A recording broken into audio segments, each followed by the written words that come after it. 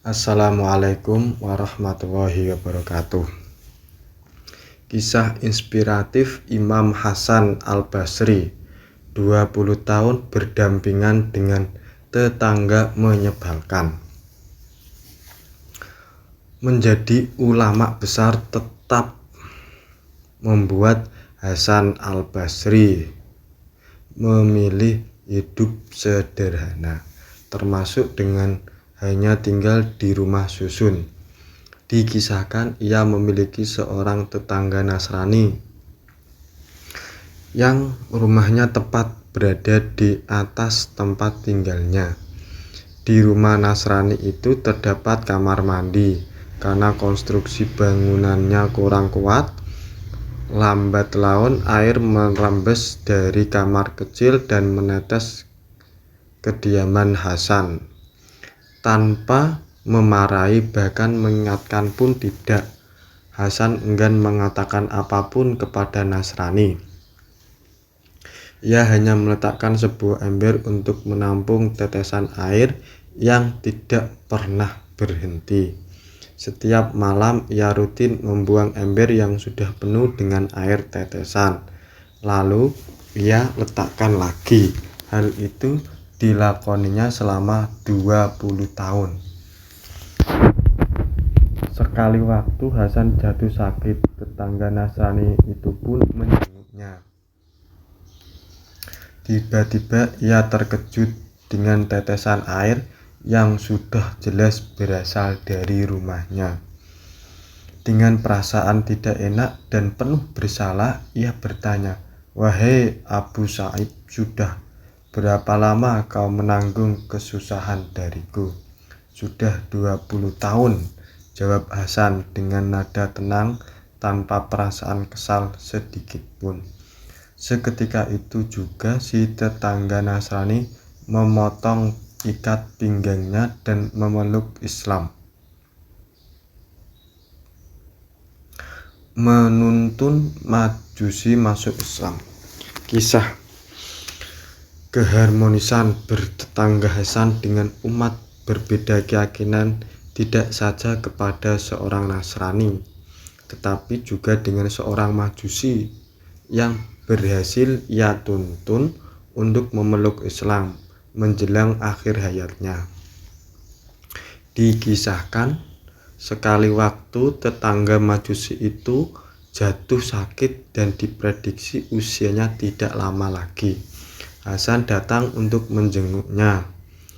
Hasan mengenal tetangganya itu sebagai sosok yang ramah, entah dalam bertetangga atau interaksi sosial lainnya.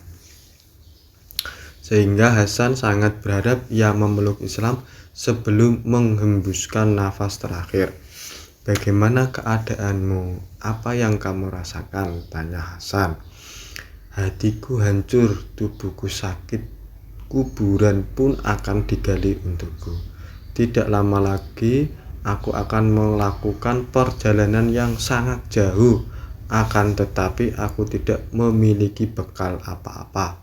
Aku tidak akan mampu melewati jembatan Shiratal Mustaqim dan aku akan dibakar panas api neraka. Tidak ada lagi harapan surga bagiku," keluhnya penuh sesal. "Mengapa tidak masuk Islam saja sehingga engkau selamat? Sungguh kuncinya ada di tangan si pemegang kunci, sementara gemboknya ada pada di sini," katanya sambil memegang dada. Kemudian ia tak sadarkan diri. "Wahai Tuhanku, Tuanku, kekasihku, jika hambamu ini memiliki kebaikan semasa hidupnya, segerakanlah ia bersama kebaikan itu sebelum ajal menjemputnya," kata Hasan dalam doanya. Tiba-tiba si Majusi sadar dan membuka kedua matanya. Ia pun berkata, "Wahai Syah, sesungguhnya si pemegang kunci telah mengirimkan kuncinya melalui utusan yang ada di samping kananmu.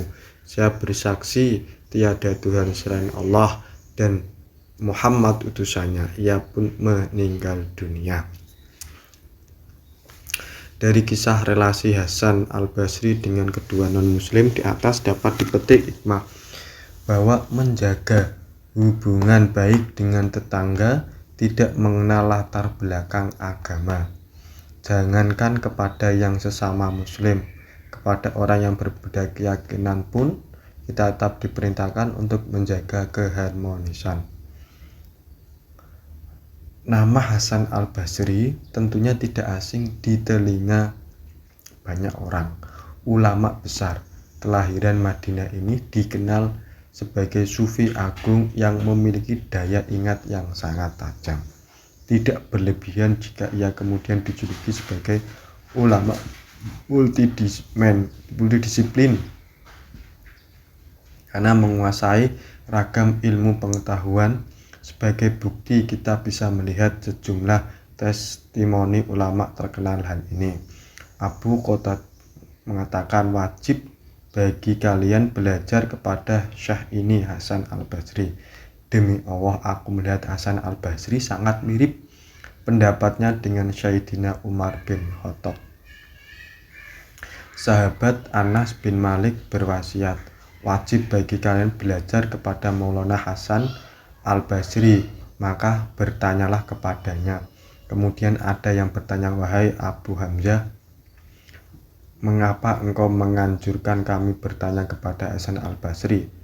Anas bin Malik menjawab, dia menimba ilmu kepada kami, akan tetapi sekarang kami telah banyak lupa sedangkan ia masih mengingat ilmu yang kami ajarkan. Kualitas intelektual Hasan al-Basri semakin diakui karena ia juga banyak berguru kepada para sahabat Nabi. Di antara guru-gurunya adalah Abdullah bin Mar, Anas bin Malik, Abdullah bin Mughfal, Amr bin Taghlib. Nasihat Hasan al-Basri yang lebih didominasi nuansa tasawuf banyak dikutip para ulama. Salah satunya ia pernah mengatakan, mataku tidak akan melihat lisanku, tidak akan berucap, kedua tanganku tidak akan berbuat, dan kedua kakiku tidak akan melangkah sebelum benar-benar aku tahu ketaatan atau maksiat yang akan aku lakukan. Jika ketaatan aku teruskan, jika maksiat aku urungkan. Dilansir dalam NU Online oleh Ustadz Muhammad Abror.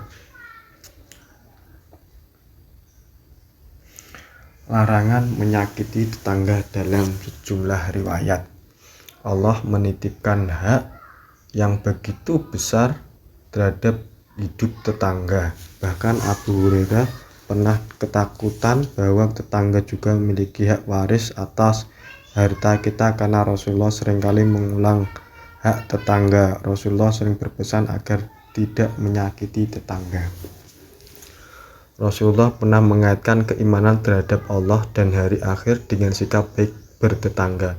Dengan hadis ini, Rasulullah ingin menegaskan bahwa hubungan bertetangga memiliki hak dan tanggung jawab yang bersifat sakral karena berkaitan dengan keimanan.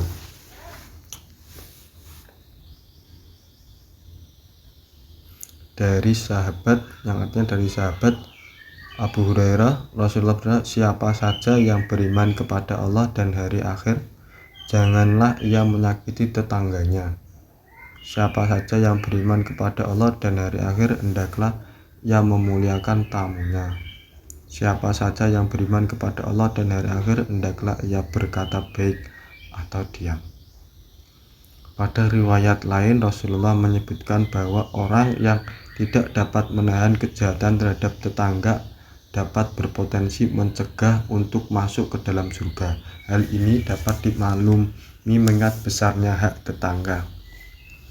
Dalam sebuah hadis yang diriwayatkan oleh Muslim dari sahabat Abu Hurairah bersabda, tidak masuk surga orang yang tetangganya tidak selamat dari kejahatannya. Adapun pada riwayat berikut ini Rasulullah menyebutkan bahwa pengkhianatan terhadap tetangga jauh lebih besar dosanya daripada pengkhianatan terhadap orang jauh. Bentuk pengkhianatan yang disebutkan oleh Rasulullah adalah pencurian dan perzinaan. Dalam hadisnya yang artinya dari sahabat Miqdad bin Aswad, Rasulullah pernah dialog dengan sahabatnya. Apa zina menurut kalian? Zina perbuatan yang dilarang Allah dan Rasulnya, sebuah perbuatan haram sampai hari kiamat. Jawab para sahabat, zina seorang dengan 10 perempuan lebih ringan beban dosanya daripada perzinaannya dengan istri tetangga. Jawab Rasul, lalu apa arti pencurian menurut kalian? Pencurian itu perbuatan yang dilarang Allah dan Rasulnya, sebuah perbuatan haram. Jawab sahabat, sungguh pencurian seorang pada 10 rumah masih lebih ringan beban dosanya daripada ia mencuri di rumah tetangganya. Jawab Rasulullah Shallallahu Alaihi Wasallam, demikianlah sejumlah larangan yang perlu diperhatikan terhadap orang lain, terutama sekali adalah tetangga. Wallahu a'lam. Oleh Al-Hafiz Kurniawan, dilansir dari Al-Mu'lan. Wassalamualaikum warahmatullahi wabarakatuh.